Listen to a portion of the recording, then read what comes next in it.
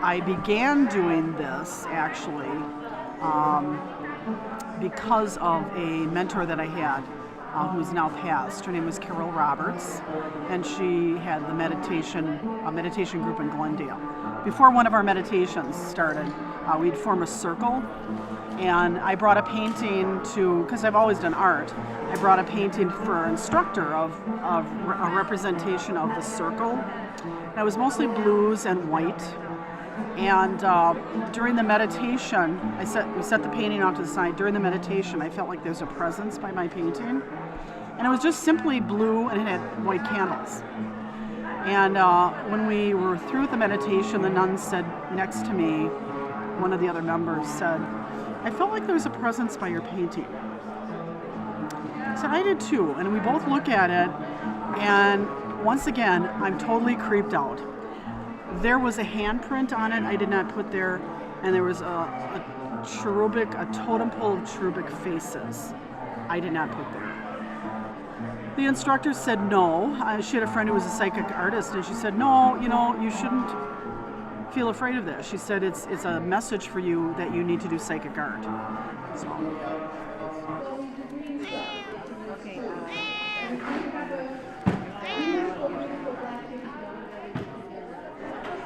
Behold the dragon of fury flames, it won't play no mortal game.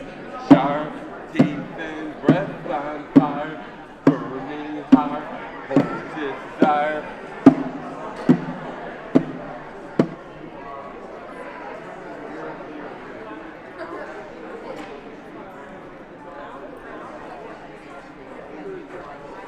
My name is Leslie Ann Raven, and I do several things. I do artwork, I do colored pencils, drawings, and I sell prints of them. I also do ceramics, which I do sculptures, trees, teapots, and then plus I also do music too. So I kind of have like three things that I kind of go in three different directions, which is really kind of exciting, but all within this realm. I love nature, the love of nature, trees, standing stones, and so all these three things I do, I interpret into my art. This is a glazing, but I'm kind of getting into painting now. So this little guy here is a new thing I'm kind of investigating, is painting instead of glazing, which kind of gives it a more interesting look, and plus it kind of really mirrors my artwork, because here's my artwork, which is more of a colored pencil. I did have a past life reading once, and I was a druid in the past.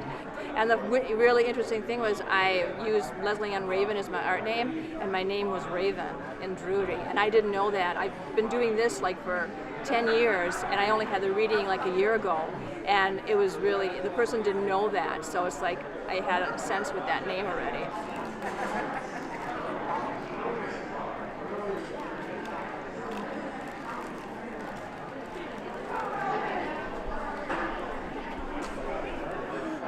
Please feel free to stop by their booths and talk to them and ask them questions about what they do.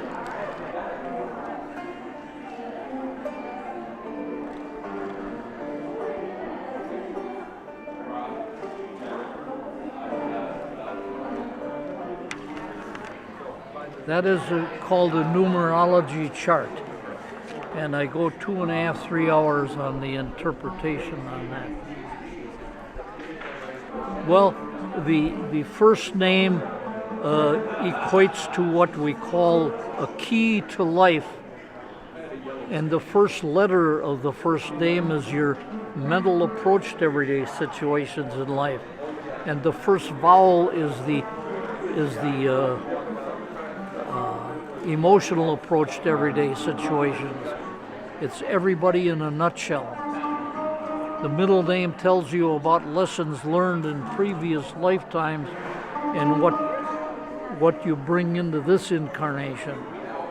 And the last name tells you about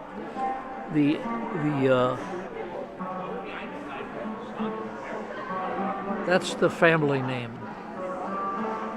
And then we get into vowel energies, what constitute a soul urge, or what you want in life, and the energies you call on to propel you through life.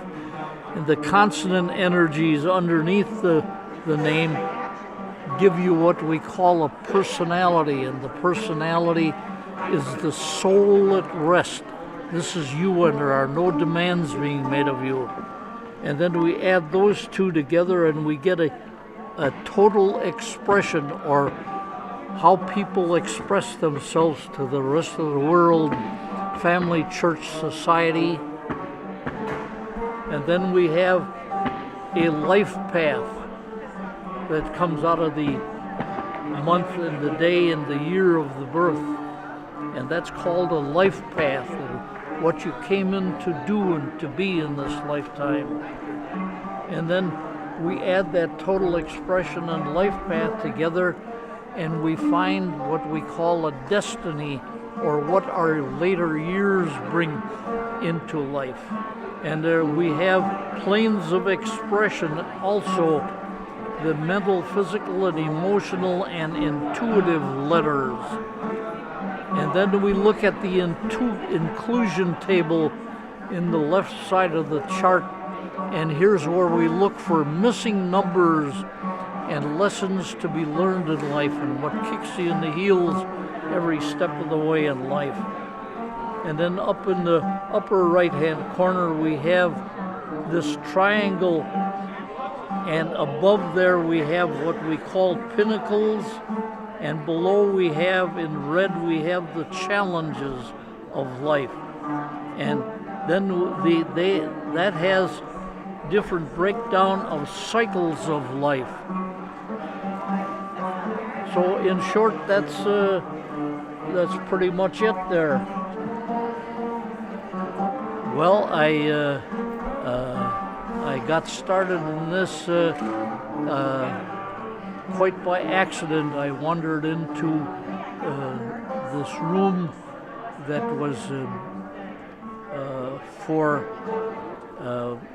my wife's astrology.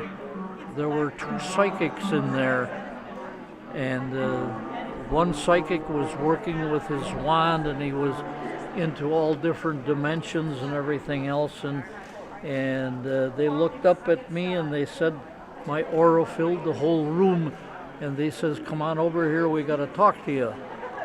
And I was just dumbfounded with all the information there, and then I got into my numerology lessons and my acrophonology and my nathology and my handwriting, and I couldn't learn fast enough.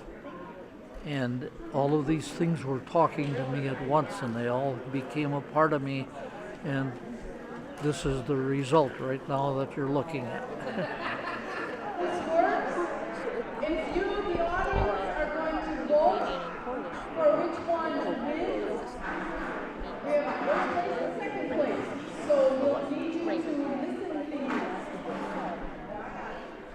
please. My name is Barry Kerr, and I do a number of things. Today I'm primarily an astrologer, so I read birth charts about the planets and the meaning of that in people's lives.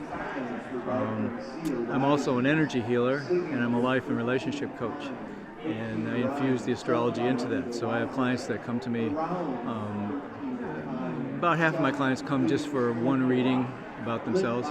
Other clients continue to see me, and we move from the astrology and start to apply it to their lives in ways that make their lives more fulfilled.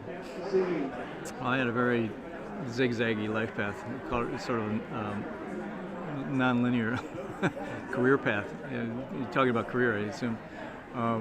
Like I said, I was raised to be a scientist. I got, in high school, I got like 99s on all the tests, and I got advanced placement classes and college credit in high school for, science and math.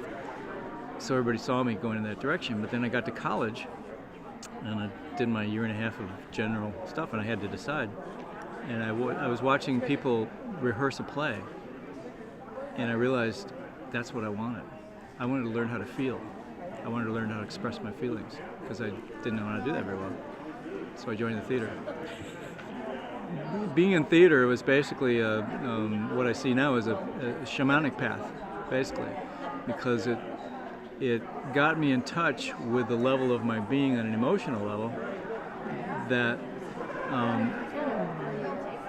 helped me step into the next parts of my life that were more to do with healing and caring for people and that sort of stuff. If I had just done the science trip, I probably would have been really good at it. I might have made a lot of money because it would have been easy. But it didn't fill my heart. It didn't feel fulfilling. And hopefully that's what I can help younger people with, is not to get stuck in the illusion of who they're supposed to be, but start to tap into what they're really here to be. Oak Bear. And? Behind you. Oak Bear, you won another prize. Oh, Oak Bear, I thought he was still back there.